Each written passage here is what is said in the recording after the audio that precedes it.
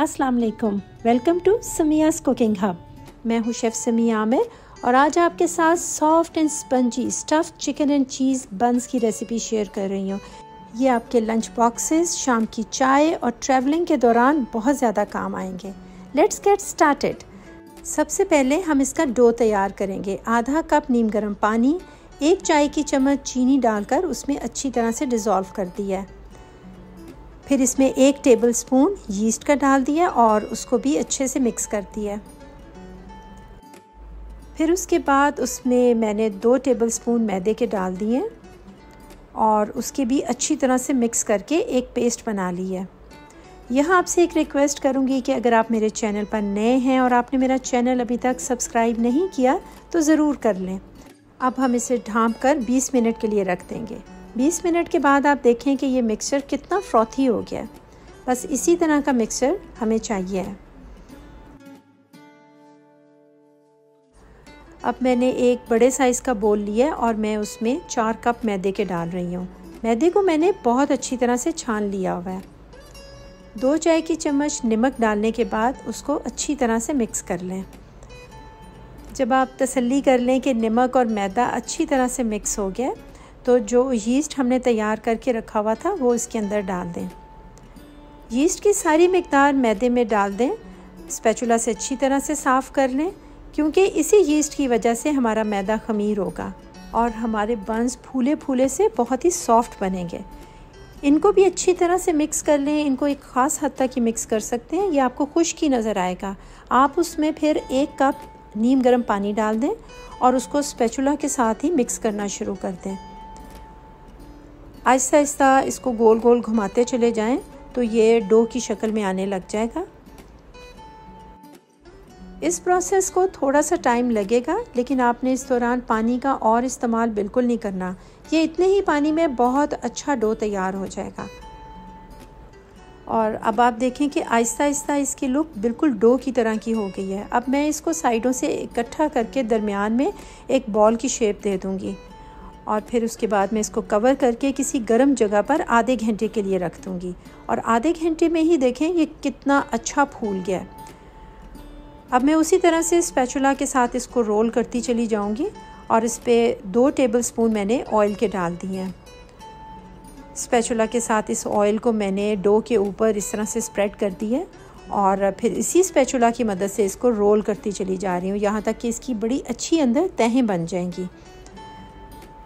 2 से 3 मिनट के लिए आप इसको इसी तरह ही रोल करते चले जाएं। थोड़ी ही देर में आप देखेंगे कि ये डो बिल्कुल मक्खन और मलाई की तरह हो जाएगा। अब काउंटर पे मैंने काफ़ी मैदा छिड़क दिया है और इसके बाद मैंने डो को काउंटर के ऊपर रख दिया है। अब मैं इस खुश्क मैदे के साथ इसको इसी तरह रोल करती चली जाऊंगी। बहुत हल्के हाथों के साथ ये स्टेप बहुत इम्पॉर्टेंट है। आपने इसी तरह इसको खुश्क मैदे के ऊपर रोल करते चले जाना है यहाँ तक कि इसकी चिपचिपाहट बिल्कुल ख़त्म हो जाए, यानी ये हाथों के साथ बिल्कुल भी ना चिपके। उसके बाद इस तरह से इसको एक बॉल की शेप दे दें और दोबारा से उसी प्याले में रख दें और इसको 1 घंटे के लिए ढाँपने के बाद किसी गर्म जगह पर रख दें। उतनी देर में हम इसकी फिलिंग तैयार कर लेते हैं। एक फ्राइंग पैन में मैंने 2 टेबलस्पून ऑयल के और तकरीबन 1 कप चॉप किया हुआ प्याज डाल दिया है।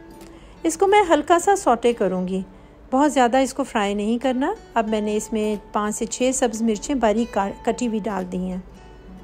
1 चाय की चम्मच दड़ा मिर्च यानी रेड चिली फ्लेक्स, 1 चाय की चम्मच लहसुन की पेस्ट, इसको डालकर सिर्फ कुछ सेकंड के लिए फ्राई कर लें।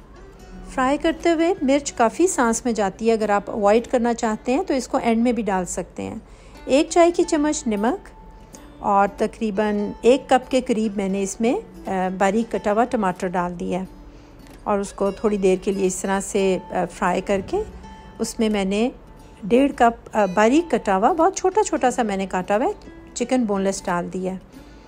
आप इसकी जगह चिकन का कीमा भी इस्तेमाल कर सकते हैं, बल्कि मटन, चिकन, बीफ, फ़िश किसी का भी कीमा इस्तेमाल किया जा सकता है।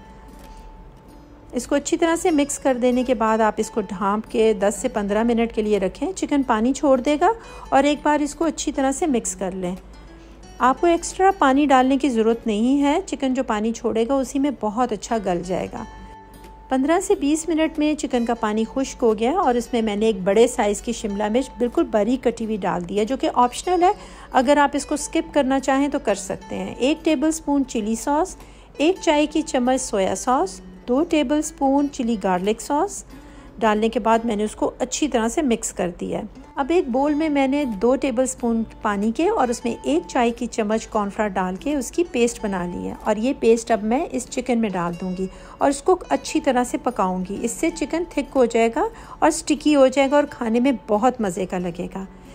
1 अंडे की जर्दी और उसमें 1 चाय की चम्मच दूध डाल के पेस्ट बनाकर एक साइड पे रख लिया है। अब हम डो को चेक करते हैं, क्या ज़बरदस्त फूला हुआ है। इसको पंच किया और उसकी मैंने सारी हवा बाहर निकाल दी है।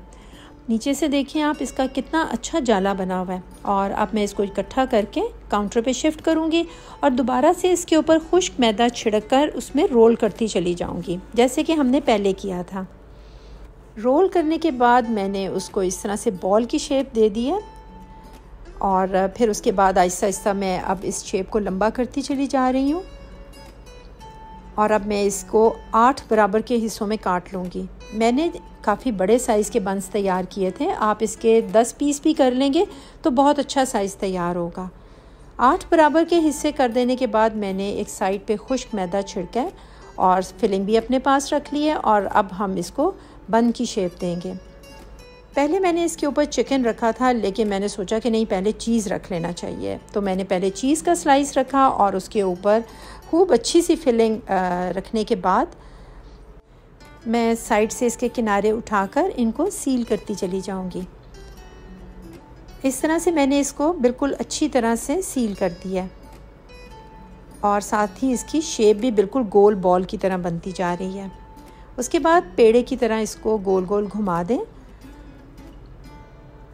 तो जब आप देखें कि इसकी लुक बिल्कुल नीट हो गई है तो आप इसको काउंटर पे रखते चले जाएं और इसी तरह से तमाम के तमाम बंस तैयार कर लें।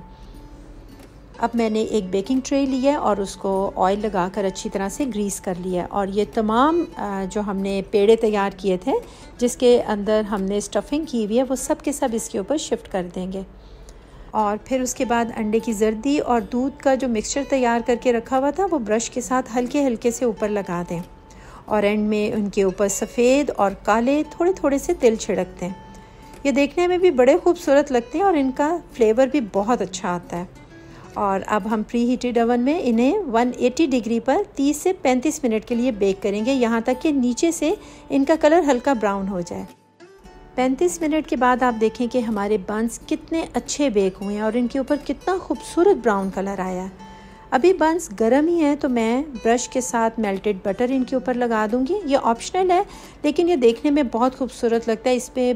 इसकी वजह से बंस के ऊपर बहुत अच्छी शाइन आ जाती है और बटर की बड़ी प्यारी खुशबू आती है। आप देखें कि बंस नीचे से बहुत अच्छे ब्राउन हुए हैं, सॉफ्ट और स्पंजी हैं। हर तरफ से आप प्रेस करके देखें, ये दोबारा से अपनी शेप में चले जाते हैं। अब मैं आपको तोड़ के दिखाती हूँ। बहुत गर्म है, मुश्किल से तोड़े जा रहे हैं, लेकिन आप अंदर से देखें इनकी फिलिंग कितनी ज़बरदस्त है। खाने में भी बहुत ही मज़े के हैं। अब आप इस रेसिपी को ट्राई करें, फीडबैक दें। फिर मिलते हैं आपकी पसंद की किसी नई रेसिपी के साथ। अल्लाह हाफ़िज़।